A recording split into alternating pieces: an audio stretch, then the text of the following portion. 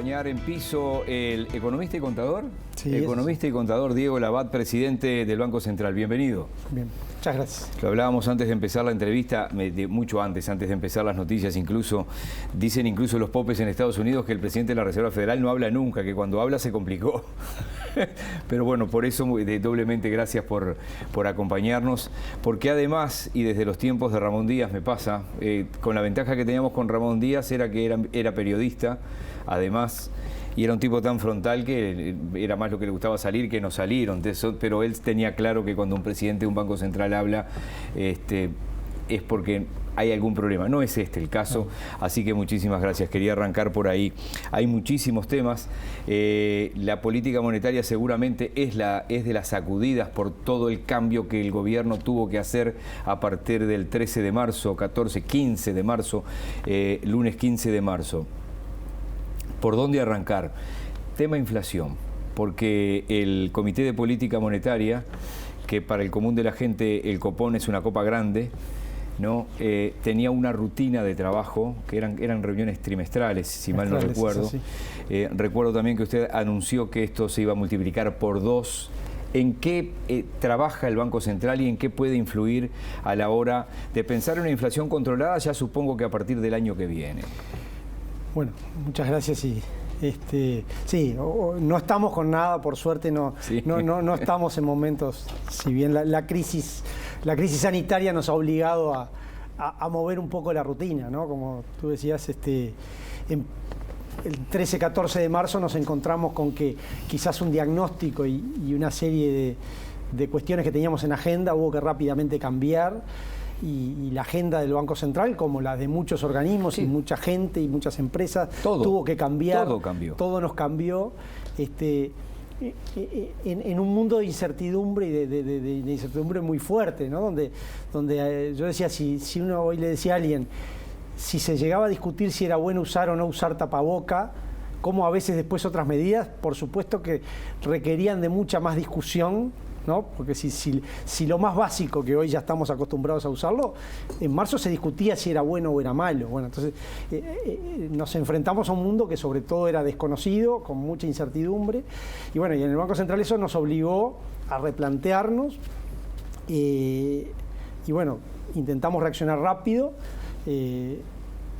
La situación con la que nos encontrábamos nos llevó a virar un poco, y sobre todo hacer que la política monetaria lo que sobre todo hiciera fue exponer condiciones monetarias que hicieran que no hubiera restricciones en la economía, ¿sí? Que el crédito fluyera, que la cadena de pagos se mantuviera, y creo que eso, los resultados 4 meses y pico después han sido buenos, uno los puede evaluar como buenos.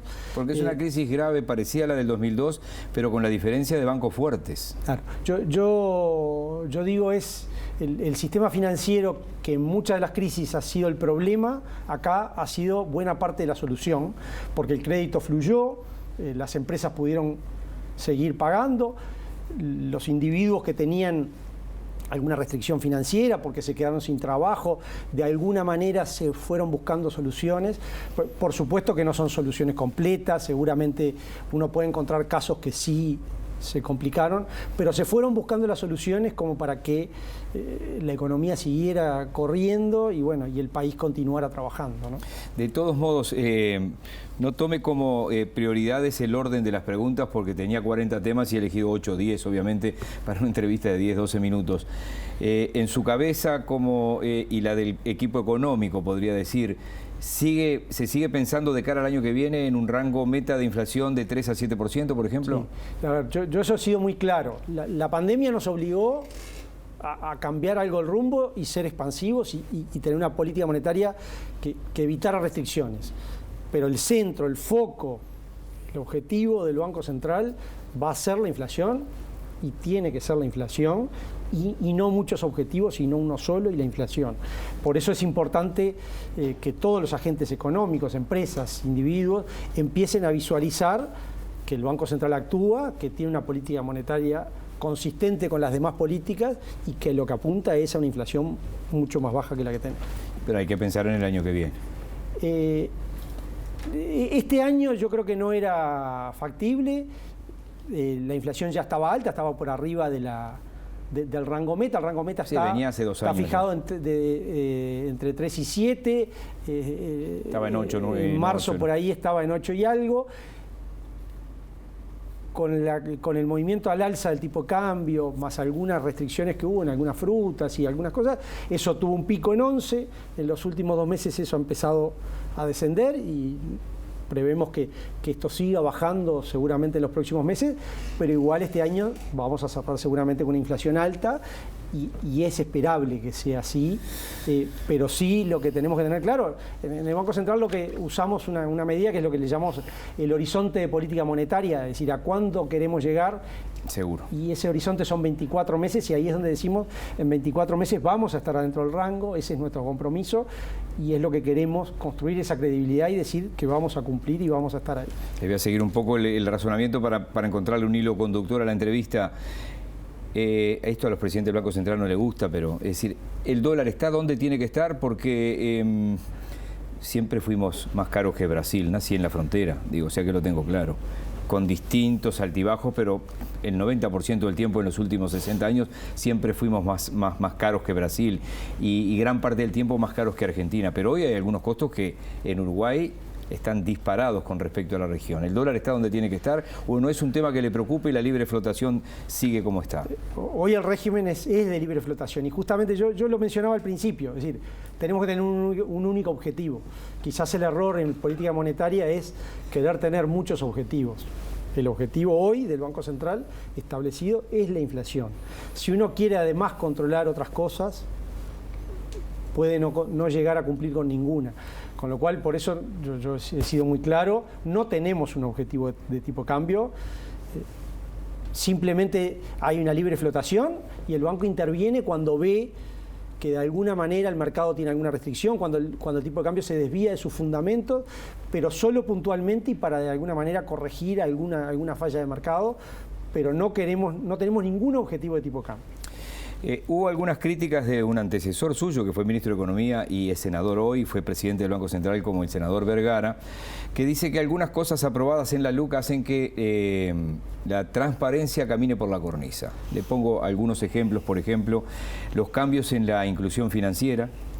¿Eso está vigente ya hoy o hay que esperar algún tipo de reglamentación? Algunos cambios como eso está vigente, no debería. ¿Usted sabe si algún trabajador nos está escuchando que ya venía de antes con un régimen anterior, le puede pedir hoy al empleador que le cambie a cobrar en efectivo o es solo para los nuevos trabajadores? Los trabajadores de alguna manera tienen esa opción de elegir el medio de pago.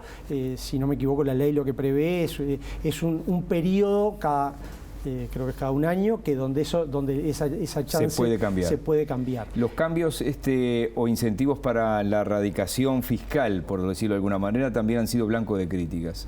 A ver, yo creo que ahí hay que ser claro porque a veces se terminan enredando algunas cosas.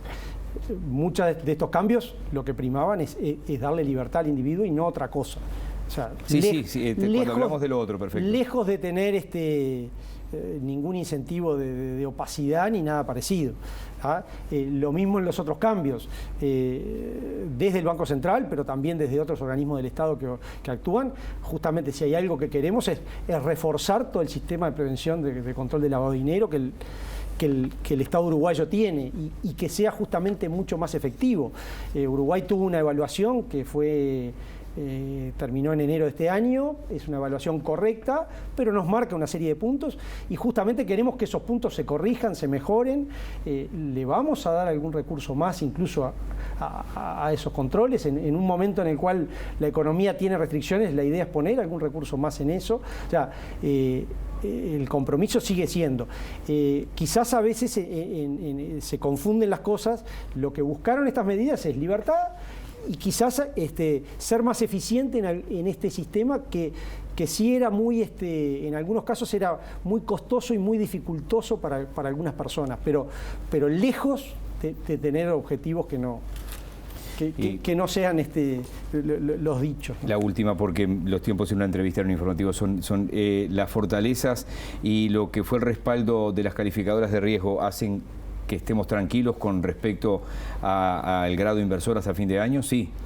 Yo digo que sí, que Uruguay ha tenido buenas evaluaciones, que se ha visto, las acciones de estos meses se han visto bien, y bueno, ahora hay que esperar. Creo que los deberes hay que hacerlos siempre, no es para salvar el examen, sino que uno tiene que constantemente, y bueno, la pandemia nos ha llevado a enfocarnos en determinadas cosas, pero Uruguay tiene toda una agenda